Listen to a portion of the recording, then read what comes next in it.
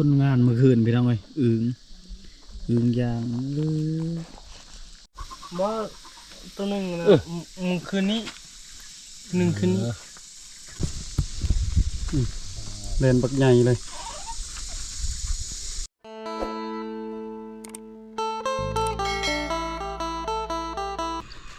สบายดีพ่อแม่พี่น้องสบายดีตอนดึกๆตอนนี้ออกไปการ3 คนพี่น้องเลย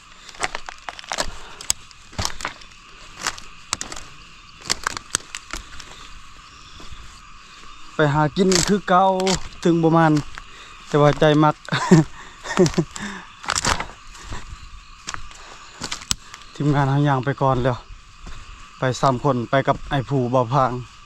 เดี๋ยวติดตามชมพี่น้องสิมาหรือประมาณไปเมื่อวานไปคนเดียวนะไปลัดแรงพอบางให้แล้วก็ได้ยิงบาง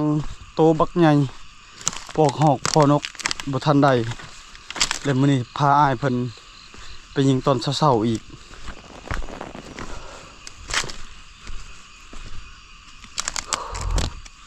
ฮ้อนพี่น้องขนาดฝนตกยังฮ้อนขนาดฮ้อนเดือน5เดือน6ขึ้นมาฮอดต้นบักไห้แล้วพี่น้องเอ้ยเดี๋ยวให้ขึ้นไปให้ปอพางกับไอ้ภูทาอยู่นี่เดี๋ยวเราสิไปต่อเบิ้นภูคือเก่าพี่น้องเอ้ยถึงได้ปอพางสบายดีเธอมันแล้วมันไก่ป่าเลยได้ก็ตัวภูเนาะโดนไก่ป่าตัวใหญ่เงินปอพางจอยลงแล้วช่วงนี้กำลังมีความหักมาให้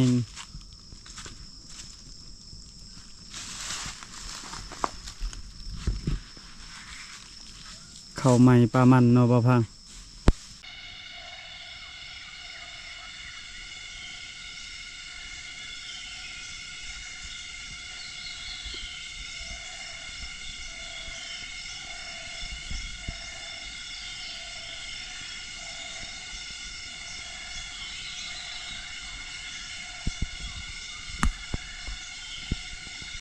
เมื่อยเลาะแล้วพี่น้องเอ้ยก็ฮอกแซวตอนเช้าพอดีในพานยิงก็ฮอกน่ะ2 โตตัวหนึงน่ะบ่แตกแต่ตัวหนึงน่ะแตกบ่ถึกพี่น้องสิได้บ่พอบางให้ได้ยินแต่เสียงก็ฮอกก็เห็นก็ฮอกประมาณ5-6 โตนั่นแหละ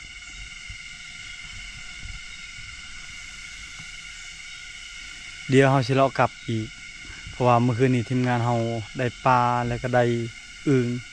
เดี๋ยวจังนั้นก็ต้มอึ่งตอนเอาขึ้นมานะได้ไก่แล้วก็ลงไปหาเบาพางก่อน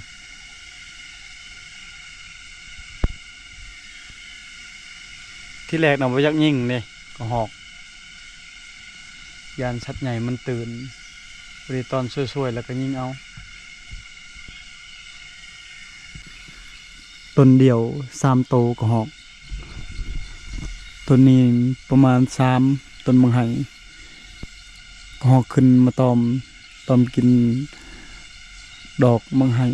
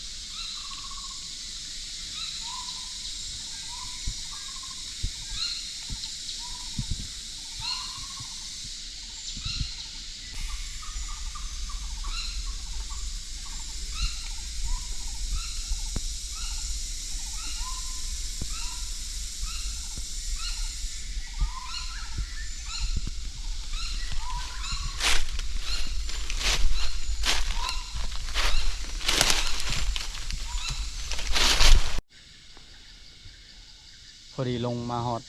ทีมงานแล้วพี่น้องเอ้ยโอเคอยู่อายเพิ่นได้กระหอก2 โตวแล้วก็ไก่ตอนจะเช้าเมื่อคืนเดี๋ยวลงเก็บภาพก่อนกินข้าวกินน้ำลงไปกินปิ้งอึ่งพี่น้องเอ้ยแซ่บครั้งแรกของปีกินลายมือกินตลอดกับบ่แซ่บโดนเถื่อกินแซ่บสดนำ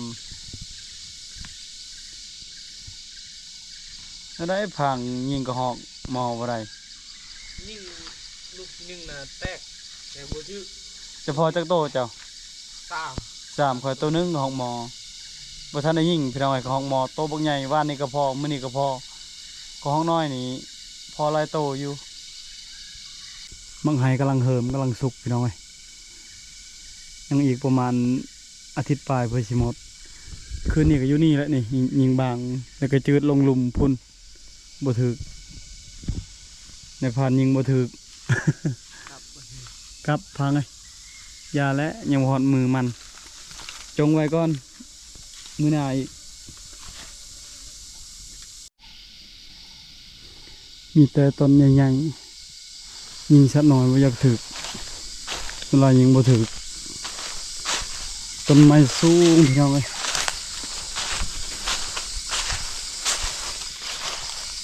ต้นไม้เปื่อยต้นไม้แดง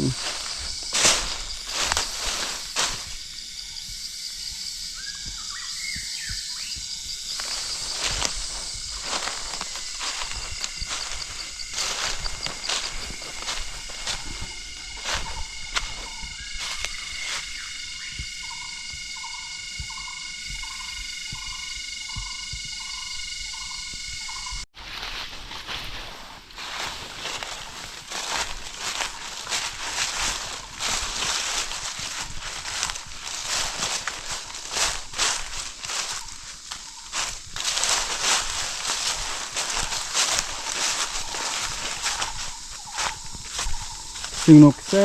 บพี่น้องเอ้ยจึงนกมันม่วนห้องบ่หยุดบ่เศร้าเลยห้องแต่เศร้า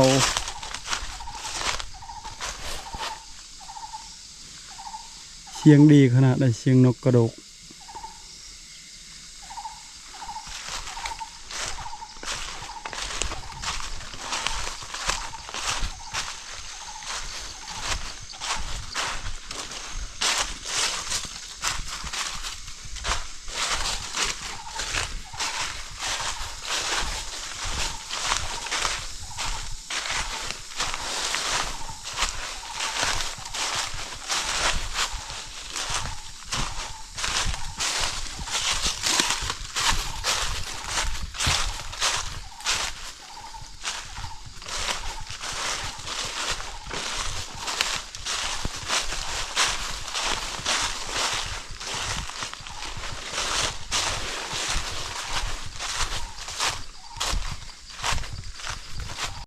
สบายดีจับมือดูเฮายังแต่เศร้าๆแท้ไปหาแน่นี่เด้อจักหน่อยเด้อเบิดชามไม่น้อง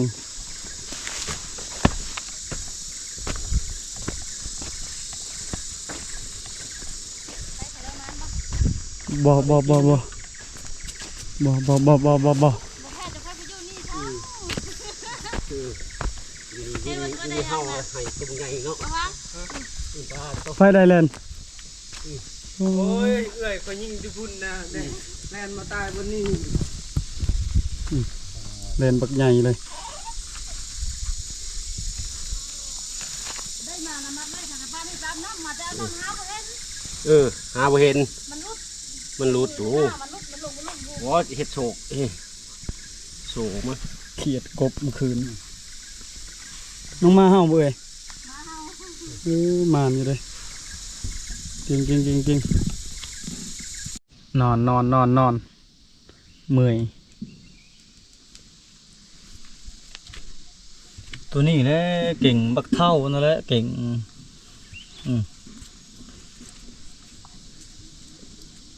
เพิ่นมาในลีตอนเช้าเพิ่นมาแล้วใช่ตัวหนึ่งว่ะลงมาหอดที่พักพี่น้อยหากินข้าวกินน้ำ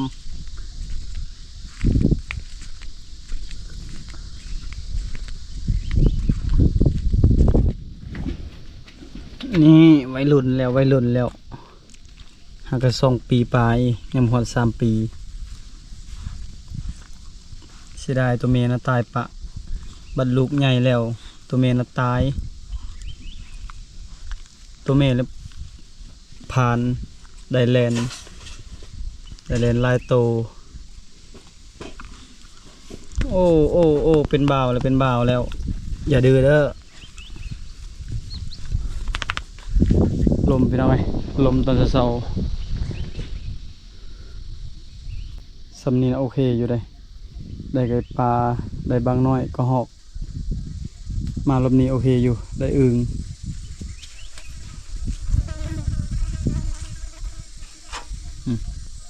ได้ก็หอกตัวใหญ่ตัวบางสิได้บ่ได้บางเมื่อคืนนี้บางตัวบักใหญ่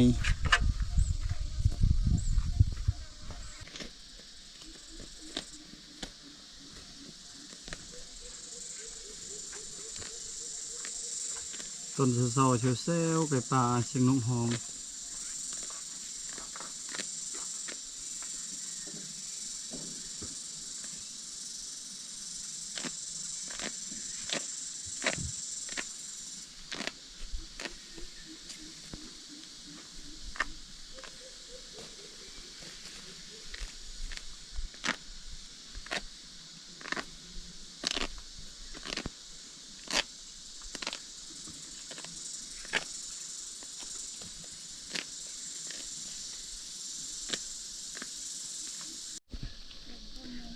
ผลงานเมื่อคืนพี่น้องเอ้ยอึ่งยางเลยงาม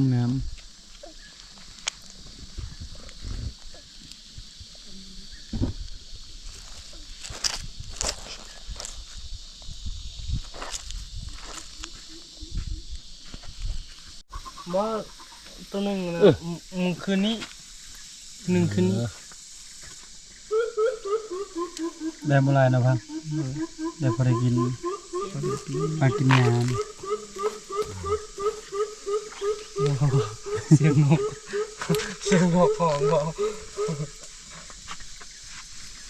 อึด เป็นอะไรกินพัง ข้าวซอยจำแล้วก็ก้อยไก่พ่อ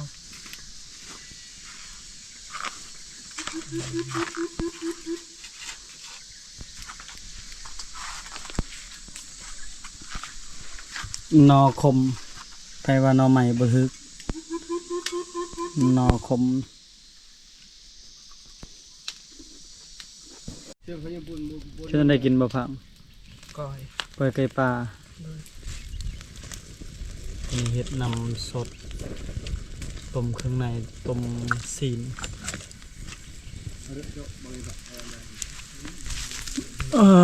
เบาพังเริ่มจ่อยแล้ว ว่าตื่นขึ้นกินอาหารหลาย บริชูเฮาแล้วลองติดเบิ้งน้ำหนัก จังโล ติดเลยก็ติดคันบาสิชกมวยก็ติดเลยไปชนะ ก็ได้ไก่ปลา2 ตัวไก่ผู รวมทั้งหมดชามบ่ไก่ 4 อ๋อ 5ทั้งนกคอ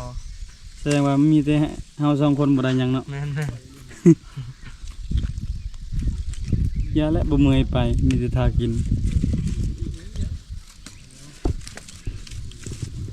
ก็ครับไอ้ผู้เฮ็ด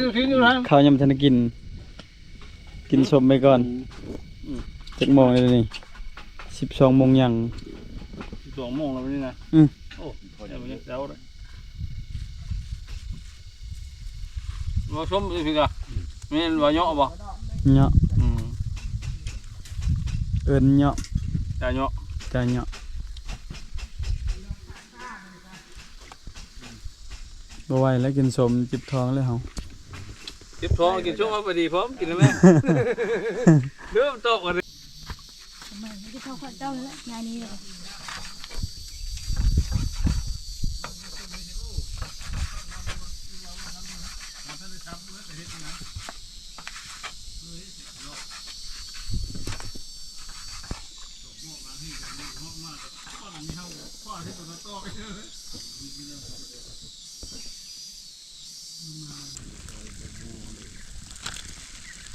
ต้มกระดูกไก่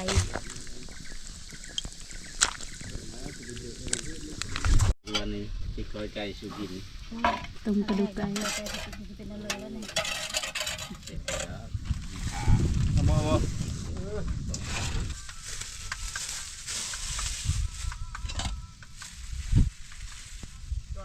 คือสติสติ บ้า บ้าโต เดี๋ยวมันมุ้ง ได้เซ็ตแดงคือกินได้ประมาณ เผ็ดกินได้ เค็มได้กินได้ ใส่เค็ม ขนาดได้ เก็บกินได้แต่กินได้น้อย ตัวใหญ่เลือดอันละเป็นไงเดินดิ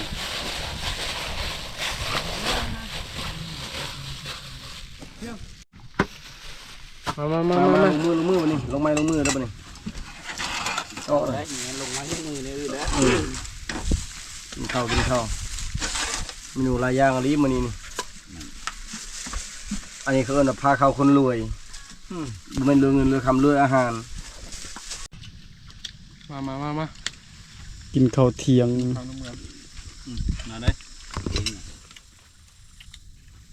โอ้จักถ้วยก็ 5-6ถ้วย กินข้าวนำกันเด้อพี่น้องเอ้ยเชฟบ่มีพิมพ์ แซ่บมาเด้อพี่น้องกินข้าวกัน โอ้มีพิมพ์มันหน่อใหม่สมพ่อดอกเอาหน่อใหม่หลาย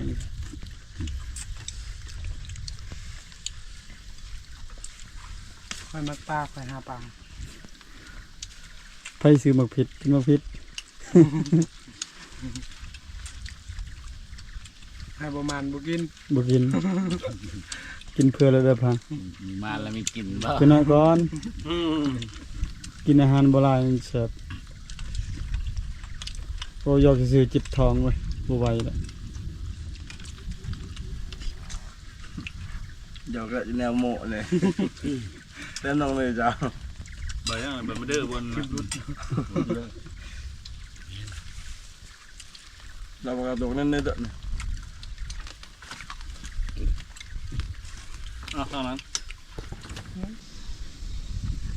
ขอเวลาพักผ่อนก่อนไปหน่อยจิบทองกินข้าวอยากแซ่บปานใดอยากให้อ้ายเพิ่นได้กินข้าวเดี๋ยวจะน้อยพักผ่อนตอนแรงๆพาน้องมาเลาะไปตามไซห้วยฮาแลนด์อากาศร้อนแล้วก็ฝนตกใหม่ๆแล่นลงกินน้ำการสำหรับวิดีโอนี้มีหยังมาพักมาตอนก่อนอื่นก็ขอให้พ่อแม่พี่น้องทุกคนสุขภาพเข้มแข็งอย่าเจ็บอย่าไข้ยามพี่ยามน้องก็ขอให้เดินทางปลอดภัยไปพบกันวิดีโอหน้าบาย